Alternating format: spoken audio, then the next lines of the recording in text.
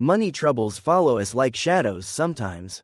We think they're just bad luck or something we can't control. But what if our money problems are actually showing us something deeper? This is what I realized when a man visited me, desperate about his financial karma. He believed his money troubles were so deep that 10 years of Buddhist practice hadn't fixed them. When I asked about his job, he admitted he was unemployed. He'd quit 6 months earlier after arguing with his boss.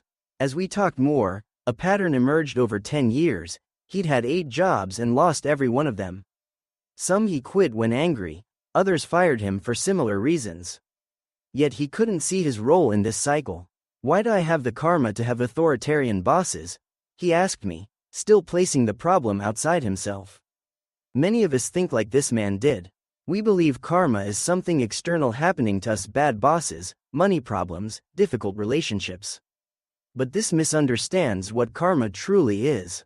As Nichiren Daishonin wrote, karma is the shadow accompanying the body, and one's fortune or misfortune is the reflection mirroring the mind. Our karma isn't separate from us, it's created by our responses to life's challenges. Bad things happen to everyone. That's just life. Karma isn't the bad events themselves but our inability to handle them skillfully. When difficulties arise, we often react in ways that create more suffering for ourselves and others. The Buddha taught this clearly in the Dhammapada. Mind precedes all mental states. Mind is their chief, they are all mind-wrought. For this man, his karma wasn't authoritarian bosses, it was his own anger and arrogance when facing workplace challenges. His technical skills made him valuable, but his attitude made him unbearable. He couldn't keep jobs because he couldn't keep his temper. As I explained this to him, I could see resistance in his eyes. We often defend our flaws most fiercely when they're pointed out. Nichiren reminds us in his writings, arrogance and anger are the causes that prevent one from attaining enlightenment. This man's financial troubles weren't mystical or fixed, they were the natural consequence of his actions. Until he addressed his anger, no amount of chanting or practice would fix his financial situation. I advised him to practice differently, to sincerely pray for wisdom rather than for another job. To chant not for a boss who would tolerate his anger, but for the strength to overcome his anger. This shift made all the difference. 3 years later, he remains employed and has purchased a home. What change? Not his external circumstances initially, but his internal responses to them. This is the true power of Buddhist practice. As Nichiren teaches, when we revere the lotus of the entity of the mystic law within our own life as the Buddha, we call forth the Buddha nature inherent in all living beings. Many practitioners misunderstand the purpose of the Gohonzon. They approach it like a magical object that will transform their environment without requiring any change from them. They chant for money, relationships, or success as though these things will appear without any effort or growth on their part. But this fundamentally misunderstands Buddhist practice. The Gohonzon has limited power to directly transform your environment. Its true power lies in its ability to transform you. When you use the Gohonzon to transform yourself, then you naturally transform your environment. The Lotus Sutra clarifies this when it states that all phenomena are manifestations of the Buddha wisdom. Our experiences reflect our inner life. Consider how this applies to work and money. Many believe their financial troubles come from outside unfair bosses, economic conditions, or bad luck. But Buddhist wisdom encourages us to look deeper. Our relationship with work often reveals our deeper patterns and attitudes. The Buddha himself addressed this when teaching about right livelihood. He didn't merely instruct followers to find any work, but to engage in work that causes no harm and contributes positively to society. Our work isn't separate from our practice, it's an extension of it. Nichiren emphasized this practical approach to Buddhism throughout his teachings. He wrote, "Faith manifests itself in daily life, showing that our practice must extend beyond meditation cushions into our workplaces and financial decisions. Work challenges us in unique ways.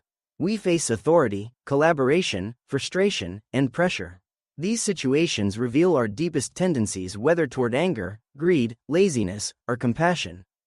The workplace becomes a mirror reflecting our true nature back to us. When we struggle at work, we're often seeing aspects of ourselves we'd rather ignore. The man I counseled couldn't see his anger clearly until its consequences became undeniable. 8 lost jobs created a pattern he couldn't dismiss as bad luck. Sometimes our karma must become painfully obvious before we're willing to address it. As Tian Te, whose works greatly influenced Nichiren, wrote, "The purpose of Buddhist practice is to transform suffering into enlightenment." Financial struggles particularly challenge us because money connects to our deepest insecurities and desires. When we face money problems, we often react from fear rather than wisdom. We might become desperate, resentful, or defeated. These reactions only deepen our suffering. The Buddha taught that craving and attachment cause suffering, and nowhere is this more evident than in our relationship with money. Nichiren explains this clearly. Suffer what there is to suffer, enjoy what there is to enjoy. Regard both suffering and joy as facts of life. This wisdom applies perfectly to financial challenges. When we face money troubles, we must neither despair nor expect immediate relief through magical thinking. Instead, we acknowledge our situation clearly and take appropriate action. For the man I counseled, appropriate action meant controlling his anger, treating others with respect, and maintaining steady employment. No amount of chanting could replace these necessary steps. As the Lotus Sutra teaches, we must make visible the Buddha wisdom through our actions. Many practitioners become frustrated when their financial situations don't immediately improve through chanting. They wonder if they're doing something wrong or if the practice doesn't work. But this misunderstands the relationship between practice and benefit. Nichiren writes, "The journey from darkness to light is not an easy one," reminding us that transformation requires patience and perseverance. True benefit often comes in unexpected forms. The man seeking financial karma relief received something far more valuable than money. He gained insight into his anger and the wisdom to overcome it. This inner transformation eventually led to outer stability, but the inner change was the true benefit. As Shakyamuni Buddha taught, greater than one who conquers 1,000 times 1,000 enemies on the battlefield is one who conquers oneself. Our relationship with money reveals our relationship with ourselves. Those who constantly struggle financially often carry beliefs or behaviors that create these struggles. Some avoid looking at their finances from fear. Others spend impulsively to soothe emotional pain. Some, like the man I counseled, sabotage their income sources through destructive behaviors. These patterns continue until we bring awareness to them. Nichiren's Buddhism offers practical wisdom for addressing financial karma. First, we must see our situation clearly, without denial or exaggeration. Next, we determine to change what we can control: our attitudes, behaviors, and choices. Then we take consistent action aligned with this determination. Throughout this process, we maintain faith that our Buddha nature contains the wisdom to overcome any challenge. This approach differs dramatically from merely chanting for money to appear. It requires honest self-reflection and sometimes painful growth. As Nichiren wrote to a follower facing difficulties, iron, when heated in the flames and pounded, becomes a fine sword. Our challenges, when met with courage and wisdom, forge our highest potential. Financial karma often involves deeply ingrained patterns from childhood or even past lives. Some people grew up with unhealthy money messages. "We can't afford that," "Rich people are evil," or "Money is scarce." Others witnessed their parents' financial struggles and internalized fear or helplessness. These unconscious patterns shape our financial decisions until we bring them to light. Buddhist practice helps us recognize these patterns through mindful awareness. As we chant Nam Myoho Renge Kyo, we gradually bring unconscious tendencies into consciousness. The Lotus Sutra describes this process as opening the door to Buddha wisdom. Once visible, these patterns lose their power over us, and we can establish healthier relationships with work and money. Work itself offers unique opportunities for spiritual growth. The challenges we face at work, difficult colleagues, demanding tasks, ethical dilemmas, provide perfect conditions for practicing patience, courage, and compassion. When viewed this way, our workplace becomes a training ground for enlightenment. Nichiren emphasized this integration of spiritual practice with daily life, writing that no worldly affairs of life or work are ever contrary to the true reality.